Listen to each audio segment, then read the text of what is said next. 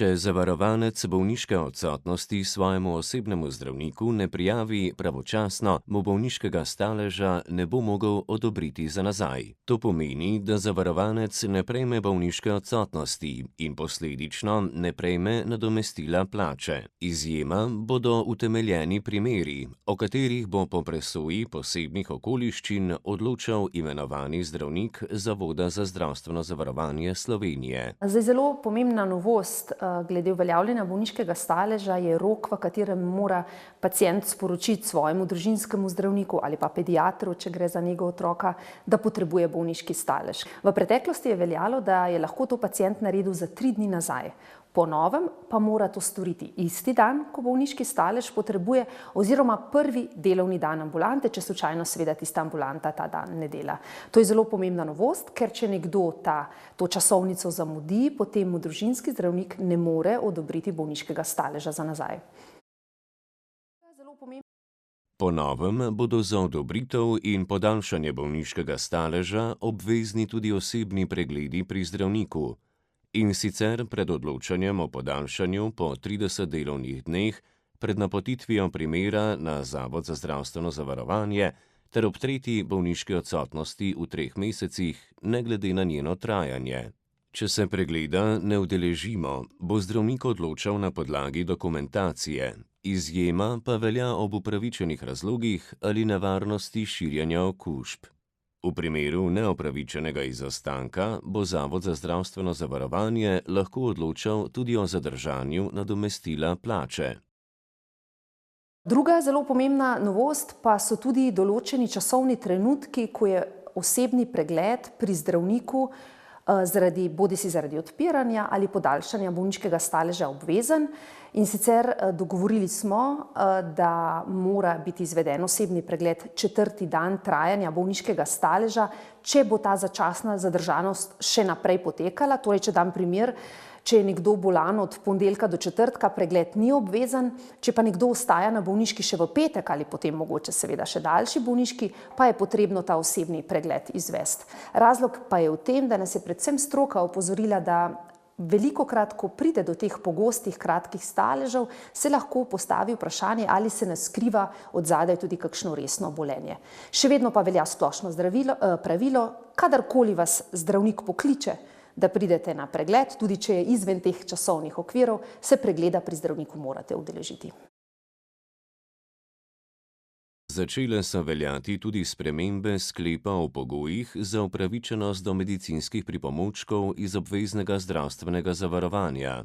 Pomembne so spremembe medicinskih pripomočkov za sladkorne bolnike in trajnostne dobe ortoz za mladostnike. Za hrbtenico pri mlajših od 18 let se skrajša na 6 mesecev, za ortoze udov pri otrocih do 7 let prav tako na 6 mesecev. Pri starosti od 7 do 18 let pa 10 mesecev. Druga pomembna novost pa je, da na področju sladkornih bolnikov tipa B lahko medicinske pripomočke po novem predpisuje tudi družinski zdravnik. V preteklosti je bilo nekaj zagat, mi smo pravice širili, vendar smo predpisovanje še vedno prepustili na ravni specialistov v bolnišnicah in potem so bili zapleti, ker so bile čakalne dobe, da so seveda pacienti obiskali specialista, tako da tukaj bo zagotovo dostopnost do medicinskih pripomočkov na področju sladkorne bolezni večja. Na pravico do bolniškega nadomestila lahko vpliva tudi opravljanje pridobitnega dela med bolniško odsotnostjo ali neupoštevanje predpisanega režima gibanja. Pri kršitvi režima je predvidena izjema za prvo kršitev, ko se nadomestilo še ne odvzame.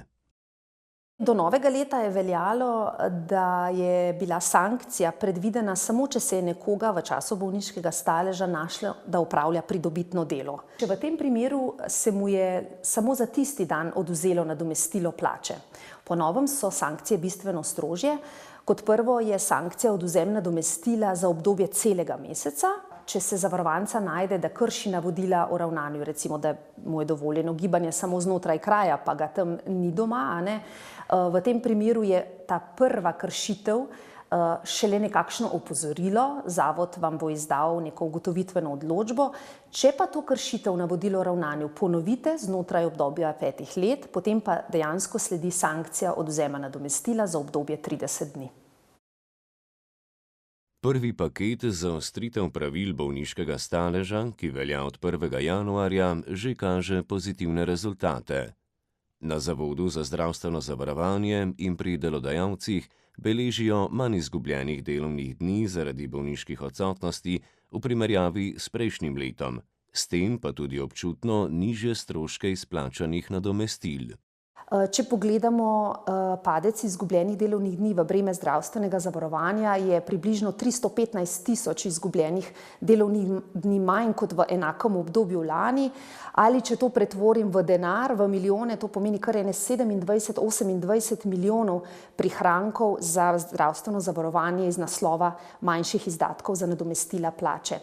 Še nekoliko večji padec števila izgubljenih delovnih dni pa je za delodajalce, torej govorimo o teh kratkih bolniških staležih, tam pa beležimo v prvih 4 mesecih letošnjega leta za več kot 500.000 izgubljenih delovnih dni manj.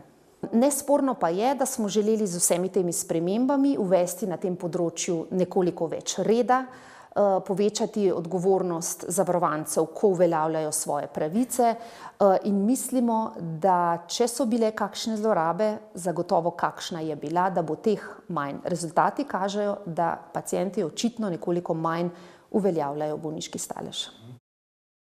Novosti obveznega zdravstvenega zavarovanja se nanašajo predvsem na bolniške odsotnosti in staleže. Na Zavodu za zdravstveno zavarovanje s tem želijo zmanjšati bolniške odsotnosti in morebitne zlorabe, hkrati pa okrepiti odgovornost zavarovancev. Ko smo bolni, je torej treba o tem isti dan obvestiti osebnega zdravnika in se udeležiti obveznega pregleda, če je potrebno.